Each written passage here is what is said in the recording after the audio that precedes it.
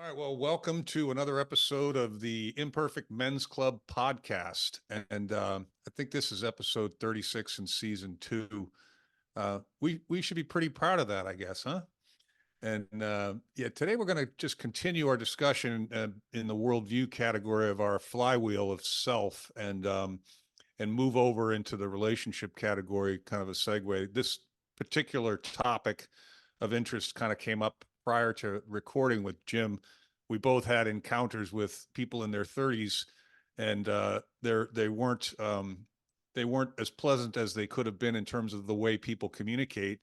And so Jim, in response to that, put together a mind map that we just talked about a little bit. And essentially, what we're talking about is people of different generations communicate differently, and how to deal with that, conscious awareness of that, a self-awareness of, boy, why is this person not punctual? Why is this person not getting on the telephone with me as opposed to sending me a text message? And boy, we have kids in these generations as well, so we have firsthand knowledge of this. But Jim, you might remember a few weeks back, I had a challenging communication with some 26-year-olds, and I never, until then, I had never factored generational differences into who I was communicating with. So we had some fun with it. I think we can have some more fun with it now.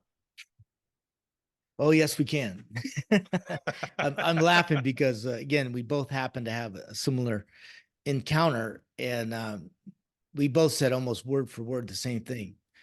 Yeah. Return your fucking phone call. Get on the phone, right? like getting somebody on the phone right now. It's the most bizarre thing to me, and we'll get into the generational thing, but in general, right now, it's become almost a ridiculous cat and mouse game. Somehow, some way, it has evolved where speaking on the phone is like a sacred thing. It's like a protected thing. I don't understand it, Mark. I really don't. Well, I think I suppose we understand it from the standpoint of, we didn't grow up with cell phones, Yeah, we didn't grow up with text messaging. We didn't yeah, even grow up with the internet, yeah, and so, I mean, we had two phones in my house.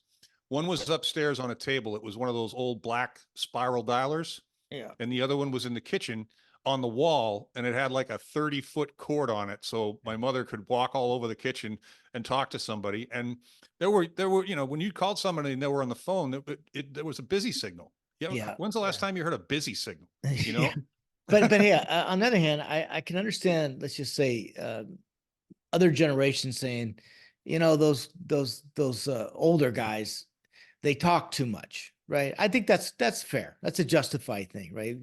I I suppose could, so. yeah. So if you talk about being self-aware, Mark, if you don't think they're saying that, then you're, you're not being very self-aware. No, So as you well know, my kids and I are pretty transparent. They have no problem teasing me and making fun I'm of me. speaking just in general terms, right? I Yep. believe that the younger generation, whatever that is, we'll get more to defining what that means, probably feels that we speak too much and less talking would be better. There's no question they prefer texting or writing. That's Yeah.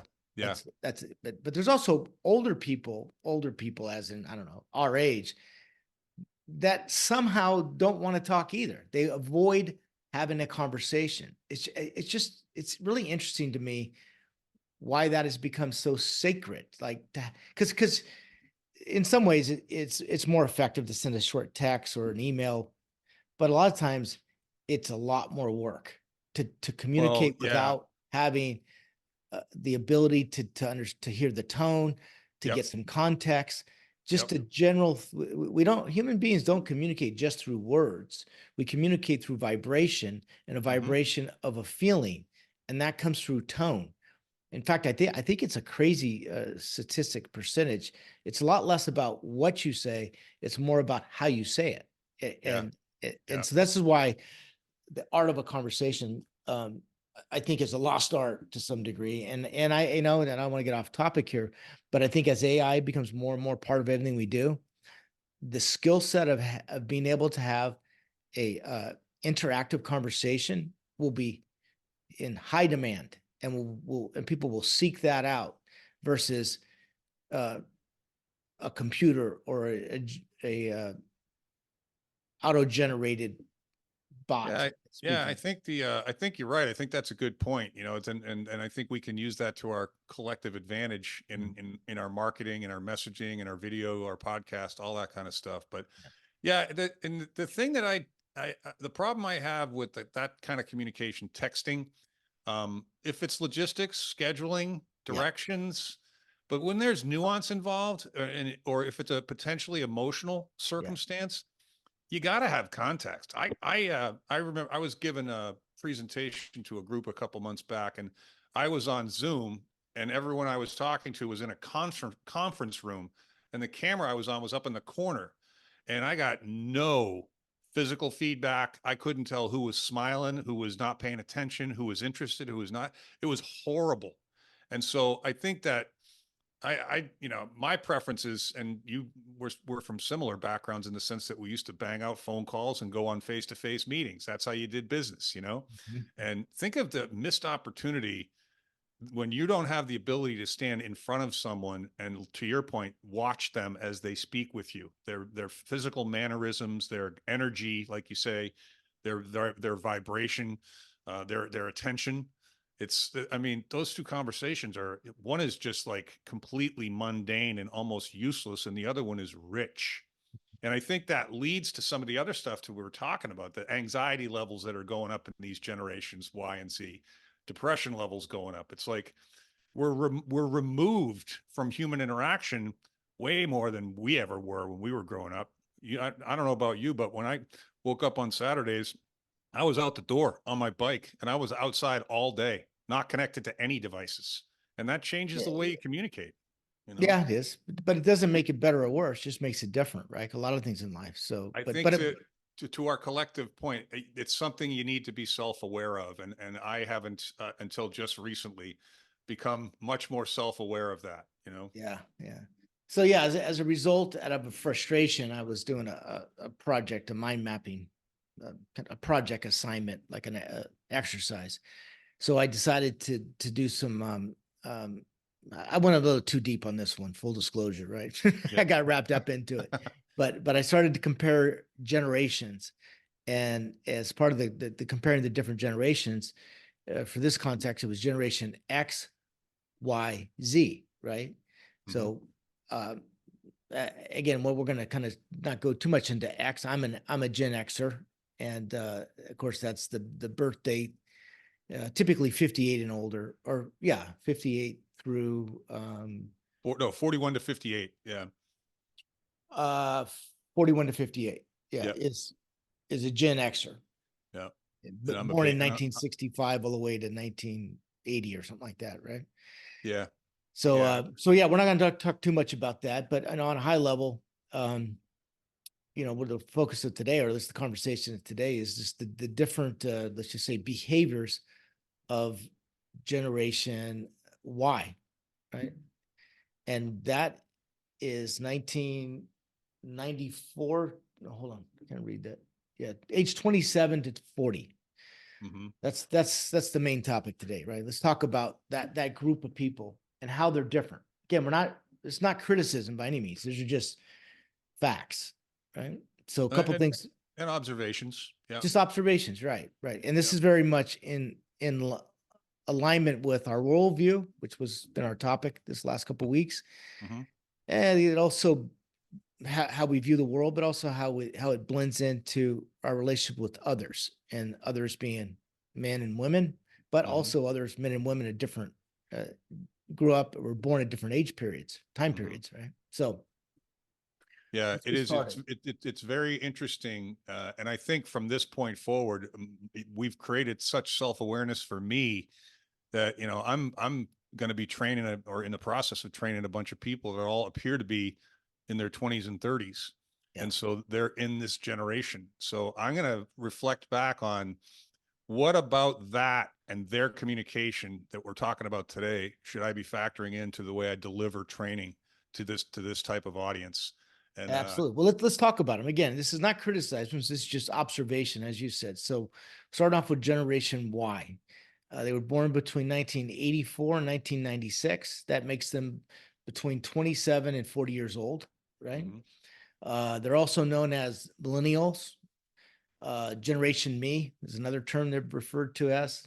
Um, they have, I guess, characteristics of being self-entitled, narcissistic, and do-gooders. These are all Google searches, so don't beat me up. Don't kill the messenger on this one, right? These are just. I like to go into that do-gooder thing a little bit, you Oh, know. we can. Yeah, their stereotypes are known as snowflakes, and I thought this one was kind of too real. Serial renters, kind of messed up, but basically what they're going to rent the rest of their life Yeah, because of the realities. Um, Major events in their life: 2008 housing crisis, so clearly affected their worldview, and September 11th World Trade Center, big part of the yep, worldview, right? yep, Think how the yep, world changed with those two events during their time period when they were born, after they were yeah, born. I yeah, thought this was an interesting statistic too. They are the largest percentage. They're the of their generation.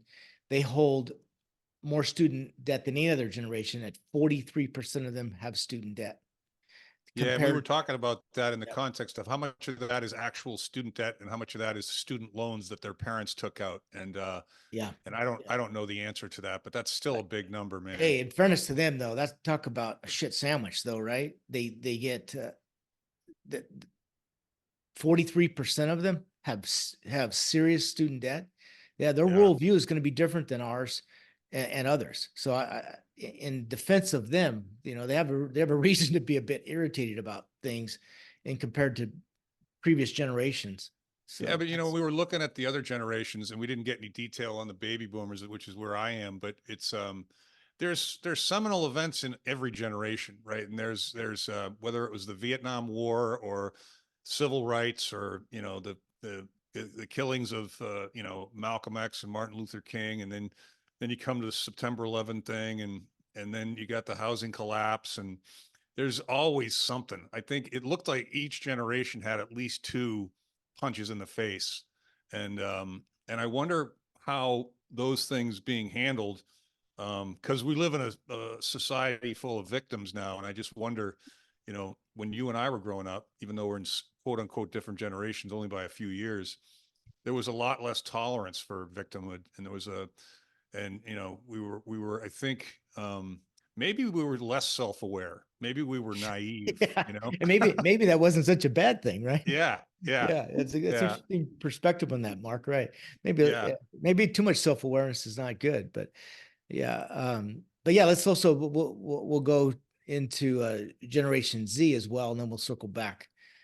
So here's some Google searches. Basically, that's what I did before I put this together. So, born between 1997 and 2012, ages 12 through 27. So Mhm, keep that in mind, right? We mhm. both have kids that are about that age, or at Yep, least at the end of that. yep.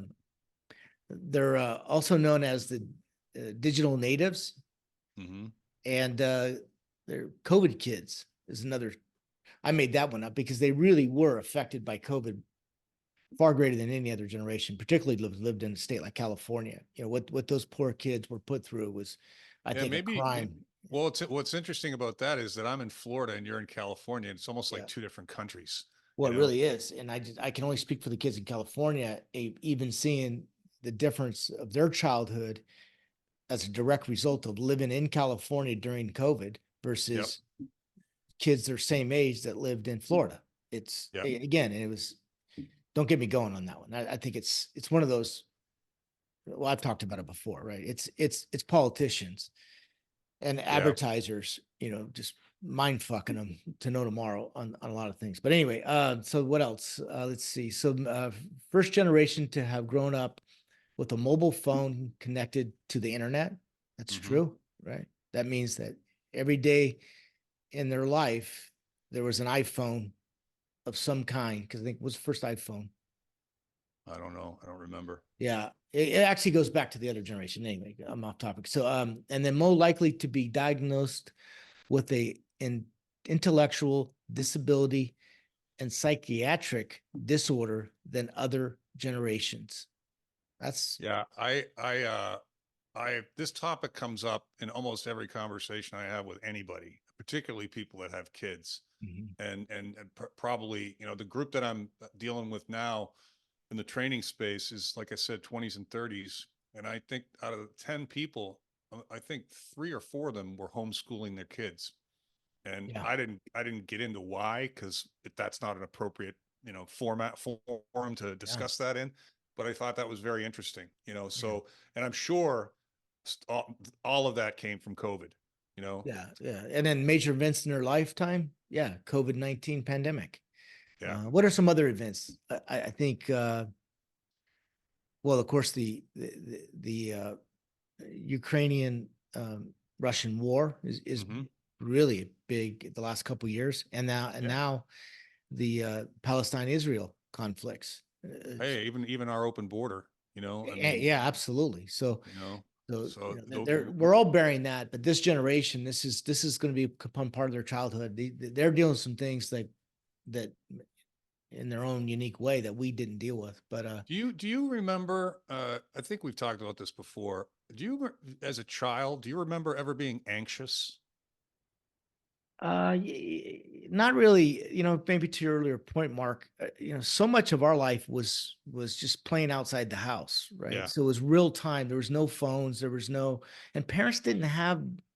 They weren't in our business that much, right? We No, we mine worked weren't. things out among each other, and I do think that is different. Again, it's not criticism. This is just observation No, it's interesting to to to observation. I to, I was to never Generation Y and my parents were very loving and interested parents, but when I went outside to play, they never asked me where I was going. There was like 3 places. We went to the cemetery to go skateboarding, down to the tennis courts to play tennis, or one of 2 or 3 different large fields to play Mhm. football or basketball or Yeah, wrestle or whatever, and yeah, you come home for dinner at 6. Where were you? I don't care. yeah. You know, Well, if you, I'm sure you noticed it too when our kids were growing up. These play dates.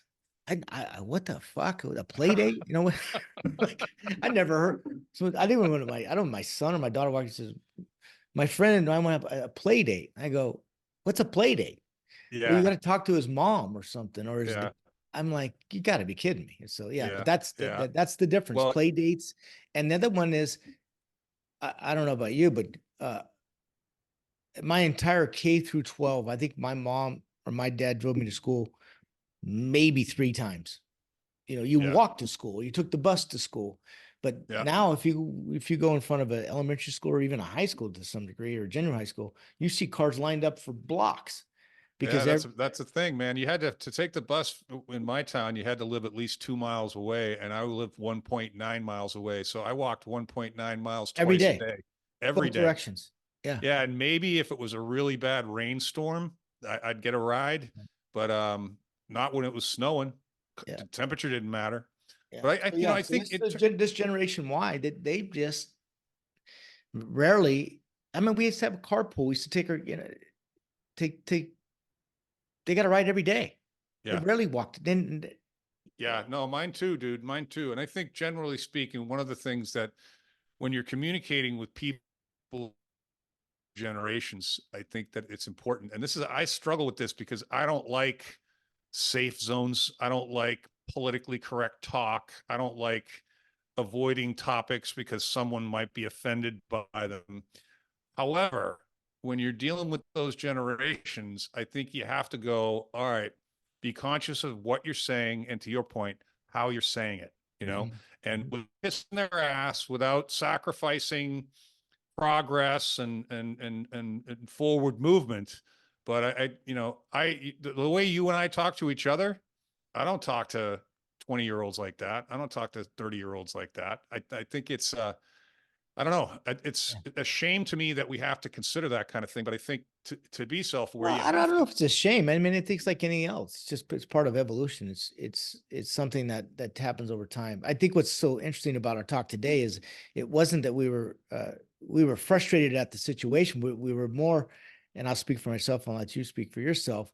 I was more mad at myself for tolerating this, for Yes. actually lowering my standards to accept canceling a meeting 5 more minutes before it starts, or rescheduling the same meeting 3 or 4 times, not just picking up the phone and getting a simple question answer so you can move on to the next thing. It is a behavioral thing of this generation, and it's simply not productive. In fact, it's counterproductive at a certain point.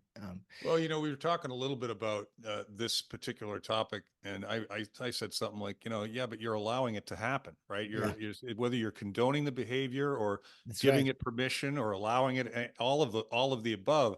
There's this thin line It's a between, thin line. Well yeah, a said. thin line between, standing up for what's right, which is punctuality, follow through, do Yeah, what you say you're going to do, yeah. and being a dick, you Yeah. know? So, Yeah, and I and don't, I think back to, it's really important not to come off as an old dick, because you yeah, can if you're yeah, not careful. Yeah.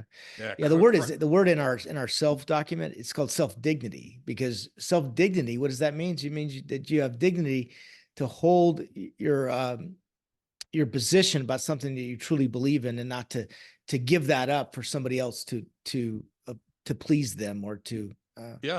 You give accommodate them. you So giving they're giving a piece of yourself away when you do that, and yeah. I think if you're a nice person, which I consider both of us to be nice people, you're probably going to get taken advantage of every once in a while. But like my dad says, if you're not getting taken advantage of every once in a while, you're not being nice enough to people. I But love that saying. Yeah, yeah, it's one of my favorites yeah. because it's But really yeah, such a kind thing to say, it and really and it's is. and it's Yeah, true.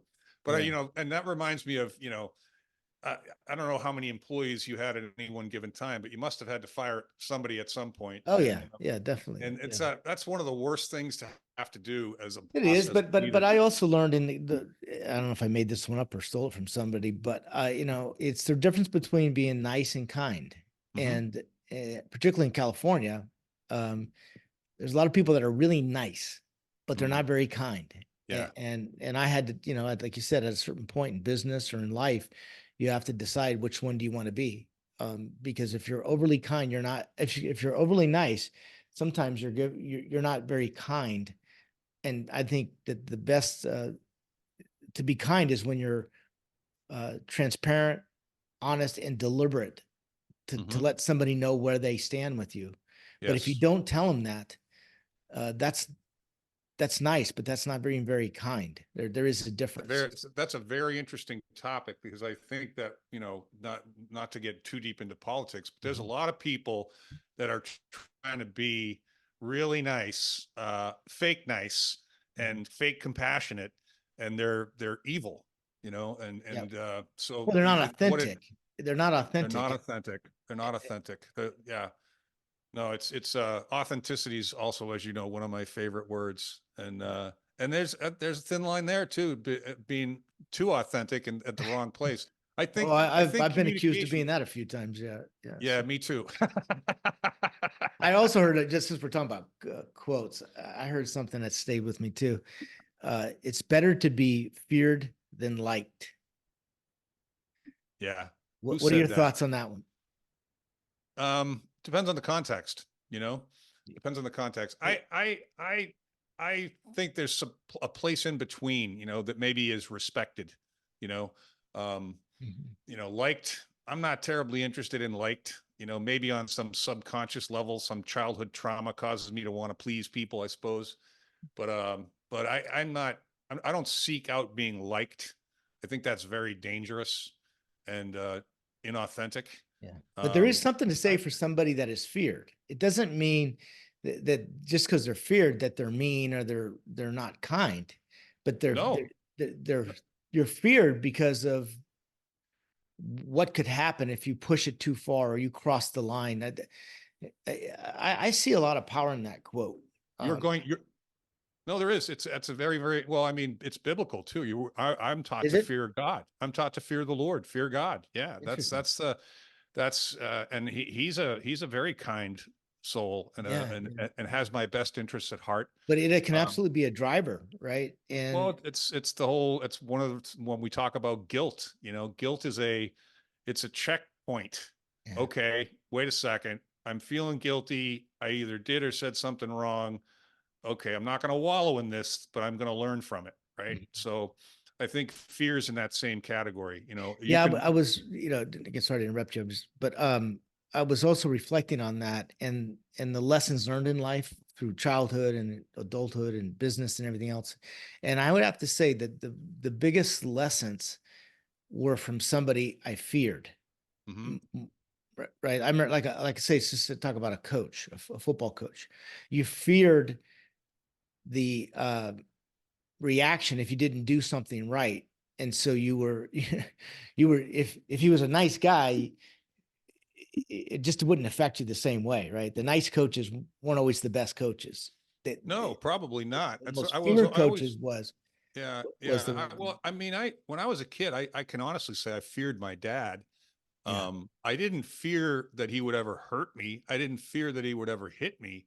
But I knew if I wasn't sitting at the dinner table at 6 o'clock, if it was maybe 6:01, you feared maybe letting him down.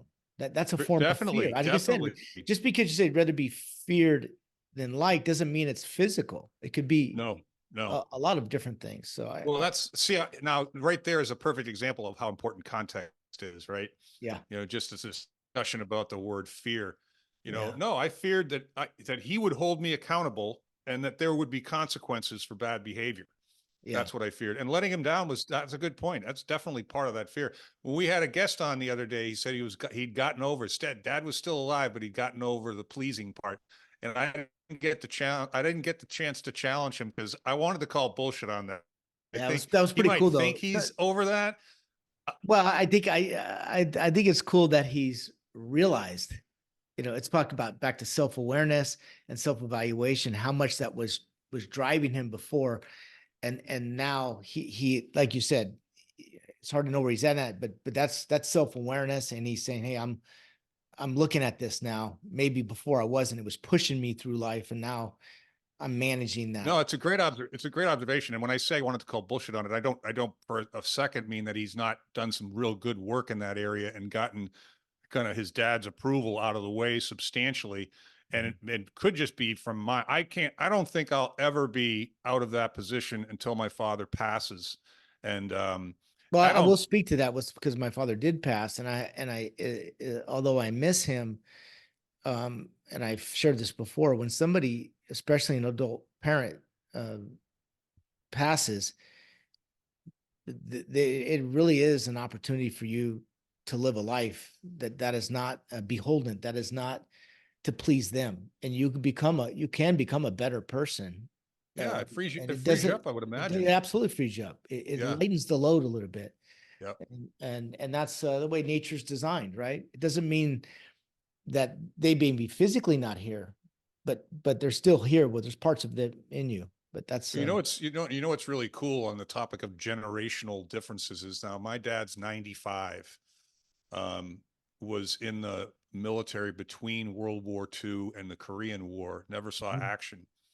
But my kids, who are 26, 30, and 35, have gotten to know their grandfather a great deal. Yeah, And, he can tell stories about the first television, the first, plane in the air, the man on the moon, yeah, the culture he grew up in, the generation he grew up in.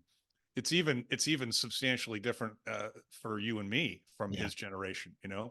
The family not have never having an automobile and 11 kids. I just think that I love the idea that my kids in the Generation Y and Generation Z have had the opportunity to spend a good bit of time with what do they call his generation? The best, what is it? The greatest generation. The greatest generation. Yeah. So Yeah, that's right before baby boomers. Yeah. yeah, yeah. Yeah. So that's and one of the things, and I think I've told you this before, my eldest daughter, was a film major, has spent a few years living with her grandfather and has 12 hours of video That's very talking to cool. him, Yeah, listening to him tell stories. yeah, And we're going to have that as a gift to hang on to forever and pass down. yeah. So I'm so glad she did that. Yeah, it speaks to, like I said, when we interviewed Carl last week, or no, whenever that was, it's why we often start off, hey, tell us about your four grandparents, because you're gonna find a lot about yourself when you get to know them, whether they're here or not. And obviously, one, you're gonna have more of a influence is going to be greater from one to the other, but we are made up of four quarters, Yeah. and it's our grandparents, and then Yeah. Yeah, and I like the fact that my kids have him as an example. yeah, Because it's like we joke a lot, that phrase, "What would Jesus do?" It's what would Grandpa do, you know? yeah. Well, and remember too, when you get older, and I'm sure you would agree with this. I'm not the same person I was when I was 27 to 40. It's a you're in a different mode in life, and you have, sure, you have some experiences, you have some wisdom. You also, there's not as much. What am I trying to say? You're kind of a different person in some ways, right? You're Yeah, I might have been three or four different people over the course of my lifetime. is that right? Interesting. Yeah. Yeah, I think that I was, when I was real young and was excelling at athletics, I was cocky. Hmm. And cocky can come in handy, because Hmm. it can give you Especially fuel, yeah, at different sport, it's times in your life. energy, yeah, Yep. motivation, expectations of Yeah. great things. It can be good, but I think it should at some point begin to turn into just confidence, Yeah. and a quieter confidence. And then after I had success in business and I had a lot of money, and I was probably got a little cocky again. Yeah. And I'd love to hear someone else's reflection on that was with me during those years. And then I got Yeah. punched in the nuts in my divorce, and then I became a much more humble person, and a better listener, because my children, my daughters in particular, one's Y and one's Z, that was just something that they helped me with a lot, because I needed to be able to communicate with those two generations in a different fashion than I was Mhm. accustomed to. So I'm arguably, and now I'm maybe a fourth or fifth person now, coming out the other end with a new girlfriend, and all my kids are grown and self-sufficient adults for the most part. So I think you might have four or five different identities over the course of different generations. Yeah. Yeah. It was to reflect on that. I do think there was a time uh, that somebody would, especially at that peak of my rugby playing days, right? And on a couple of different levels, the physical part of it too, right? Because I was Mhm. 30 pounds heavier, all, obviously mostly muscle, but that's a very different presence, right? When you walk Mhm. into a room, you look different than other people, but also the competitiveness of it, the intensity of those years, you don't turn that off during the week. Especially when you're practicing, throughout the week and then playing on Saturdays. Uh, my daughter even told me, and other people have, you can be more intimidating than you realize, but that intensity goes into everything you do, not always for the good, by the way. I'm not saying Yeah. this, Yeah. I'm No, not trying to brag at by the minute. If anything, I'm criticizing myself. I i had to turn that down yeah. a Nice, few notches. nice that you can talk to your daughter about that, like you guys did, and kind of bring some resolution to it. And she learned a few things too, I'm sure. Yeah, That but she was, that was with her because I saw a relationship. Can you imagine, what I was projecting maybe during that time period in business and everything I do? So it's funny that you bring that up, because I'm a, I guess would be called a pretty big guy, and I can be pretty loud. I'm usually pretty confident. Like to think I'm pretty articulate, and I have been accused my whole life of being intimidating, Mhm. when I had no When your intention of intentions were not there, yeah, I appreciate trying you not saying to. that, Mark. Because I remember at the time I wasn't. It was just how you're coming off, how you look. It was your presence. It wasn't your intention at all. Well, but you were also a leader like me, and what, captain of the team, and the guy that's raised his hand first, and when you're in a situation where something needed to be done.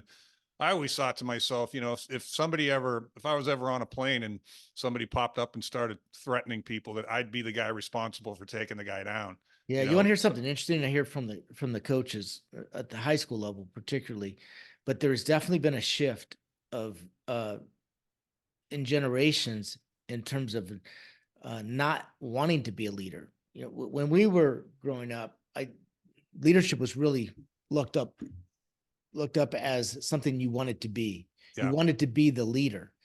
and I've seen this over the years with all the different levels of my involvement in mentoring and even interaction with many high school kids at the high school level, particularly in football and rugby. But there really is being a leader is not cool anymore, not like it used to be. Well, And that's kind of scary in a way, because what you have is you have a bunch of criticizers, but you don't have anybody that really is leading, because good leadership is leading for the good of others, not just to serve yourself. But well, I think maybe some of that is the notion that leadership's also a lot of responsibility. And I think there's a less desire in newer generations to hold up the same level of responsibility that we were just kind of expected to hold up. You know, I always felt like I was expected to be the best guy. I was expected to be the guy that got picked first. I was expected to be, you know, like even recently when I was on a jury, everyone expected me to be the foreman. And when I raised my hand and said, if no one else wants to do it, I'll do it, everyone went, oh, thank God. You know, yeah. and I'm like, so that balance between being a leader and being intimidating might go back to the fear thing that we were talking about earlier. You know, I Well, would, also look at criticism, because with devices and online social media and that, the criticism is far more fierce than it was, back in the day, because you didn't have all these different platforms. So I do think a lot of it is they're avoiding the criticism that's to mhm. come for stepping up. Well, one of the questions I ask in these leadership interviews that I'm doing is, have you thought about and do you believe that you're prepared to be responsible for the lives of other people? Because that's what a leader is. And with some interesting responses, mostly yes, but I had a couple people that I could tell had never been asked that question before. Yeah. Somebody said this years ago, and it made me just think about it. Not everybody wants to be a leader. Some people, Oh no, and there's nothing wrong with that. You can't have all leaders. I right? do think some people are better. I also think great leaders also were great. I use the word soldiers, right? In order to be a good leader, you also have to also to respect the position, the responsibility that goes with that. So Yeah, yeah. No, I I find think that sometimes I'm better instead of being the number one. I'm a much better number two or number three than I ever had before, because I've been in the number one spot before, and I know what's on the line, and I know how difficult it can be, how lonely it can be. So, yeah. and, Well, and I actually that's I like the two. I don't always seek the one like I used to. no, that's like becoming a new person. That's part of that whole Yeah. process. But And I to get remember, satisfaction in that too, right? yeah, It's when important, you but don't nobody need knows. it's not an ego thing anymore. You know, Yeah. it's that's self-awareness has taken over our ego maybe as we try to get better and not bitter, going back to Yeah. your phrase. But I it love makes it. me think of the having a bunch of salespeople, and at some point some people get 5 years in, whatever it is, 3 4 5 years in, it's like, okay, are we going to have the leadership discussion, or are we going to remain a soldier? And it was interesting because there's three kinds of people that wanted to be leaders, that there's no fucking way I'm putting you in a leadership role because you don't have the personality for it. Yeah. People that are excellent at selling, making a lot of money, and want nothing to do with leadership. They just want to make money. They don't want to be responsible Yeah. for anyone else. And then Yeah. there's that unique breed of, yep, I really enjoy the selling, but I also enjoy mentoring and teaching and leading other people. So groom me for that path. And it's people are not always self-aware of whether they belong in one of those three paths. So Yeah. those are I interesting agree. discussions as Well, we'll well. wrap up. I want to see some positive things about Generation Y too, right? I think number one, what I like about them versus I like about others generations, whether it's X or even baby boomers, uh, they use data. They like data. They use data. Data has to be part of the conversation. Mm-hmm. Otherwise, it's not believable. I think that's actually a very good thing. Data to back up what you're saying. The other thing I like is that the bullshit detectors are on high, because there's a lot of bullshit in the world, Yep. and they won't tolerate it the same way. They may not tell you, but that's it. So I don't want to end on a negative. There's so much. There's good things, like everything, good things and bad things. It's Yeah, not. I think the my biggest concern for those two generations is that anxiety and depression stuff and that mental illness stuff, because so much noise, so much dissonance, so much bad information, very difficult to determine what to believe and what not to believe. And God bless them, man. I think that I see that firsthand, and I'm not exactly sure what to do about it. But I think that going into discussions with people in those two generations, you have to factor that anxiety level in. You just have to, in my estimation. Yeah, I agree. All right, Mark, it was good talk. Sounds Appreciate good, it. Jim. Yeah, talk to you next week. All right.